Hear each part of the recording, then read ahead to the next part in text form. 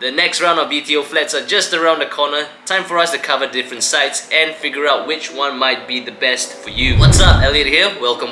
February 2022 has seen a smaller stock of BTO flats, 3,900 to be exact. Now, I remember seeing a statement a few weeks back saying that this year we're going to be seeing more BTO flats compared to last year.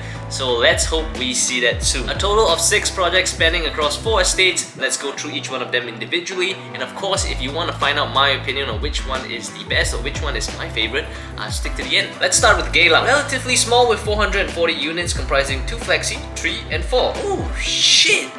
Very interesting. Parcel is located at the old flats at Dakota Crescent. A lot of history on this side, but I'm not going to go into that. Let's stick to what we need to do. Location-wise, Old Airport Road has a stronger association with Kallang than Geylang itself. So if you're not too keen to pick up this BTO for whatever reason, well, don't worry, you won't have to. This place is perfectly fine. Site analysis, we've got landed housing and the Geylang River to the south, most social amenities to the north, sandwiched by 2 train stations, and you've got a feeder bus right up front at Old Airport Road. Now, of course, this map is just telling us what is here right now, so let's pop over to the master plan to see what we can expect to see in the near future. Oops, I'm gonna get some tea.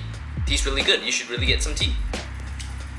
Okay, you can see our parcel for Geylang is right here. Good or bad, depending on you, not much changes in the area. Except this plot right here, but it's probably gonna be more housing, that's just my guess. There are some reserve sites around here which may be transformed into a mixed-use lifestyle hub centered around sports. But since it's reserved, don't expect any changes in the next 5 years or so. Looking at past projects here, demand is relatively high, especially for 4-room flats. Nothing new really. Next up, just like the November 2021 BTO flats, we have Kallang Whampoa. 390 units with 3 and 4 rooms only. And it's located at... Wait... What? Now, if you guys don't know, the recent prime location housing HDB was located right around here.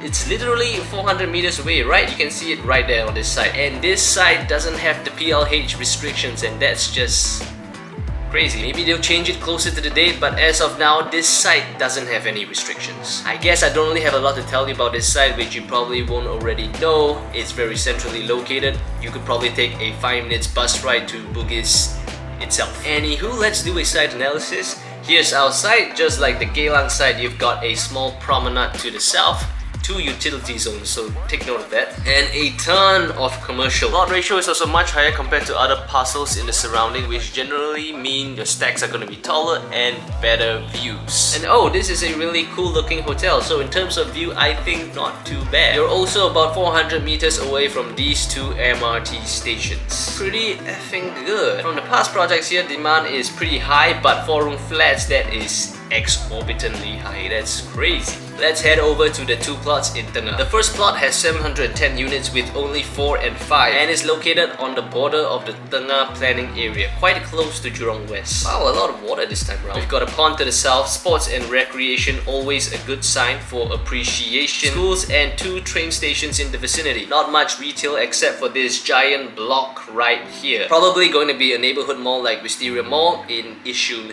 planning area. Demand from past projects is the lowest so far, but that's because there's so much inventory here to begin with.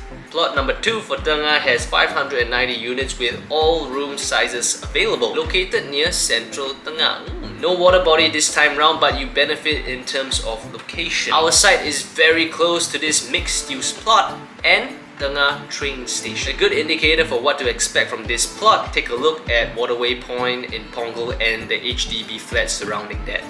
Yeah. You also get a linear park to the right leading to this main park, and take note of this reserve site. There's also a place of worship here for praying needs and schools. Always good to have. Demand from past sales seems to be quite low, especially for 2 and 3 bedrooms, but I don't think you should use this as an indicator for this particular site/development. Our last estate, which has 2 projects, is located in Yishun. We haven't seen Yishun in quite a while, I think more than a year, so let's see how good these sites are. 850 units with all room sizes available. This site is pretty north of Yishun. But if you like unblocked forestry greenery, you got it. Just take note that you might not have that view forever because currently it's a reserve site. I know for a fact that the reserve site to the north is currently for military training. You can ask me how I know that. You get some social amenities here to the southeast and a canal to the north with a proposed park. Mostly HDBs around the area, but across the canal you got a condo which you're facing. Like I said, it's been a while, so no past sales for Yishun. Our next Yishun site might look very familiar. 980 units, all room sizes available, and it's right beside our previous. Not much to say in terms of site analysis because it's the exact same thing. The parcel of land here is longer, so there is a very good chance that you are gonna get stacks with unblocked views. Again, like I said, the unblocked views will not last forever. But then again, what lasts forever?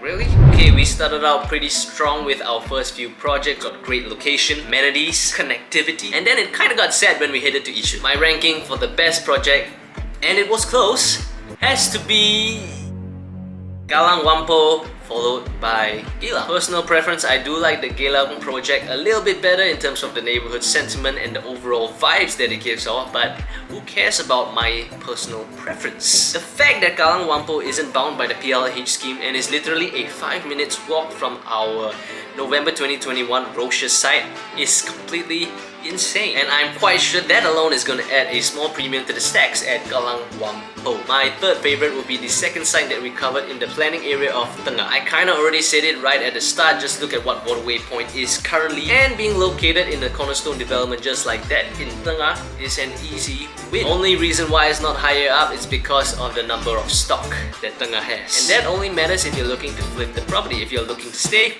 go ahead, buy it. It's a great deal.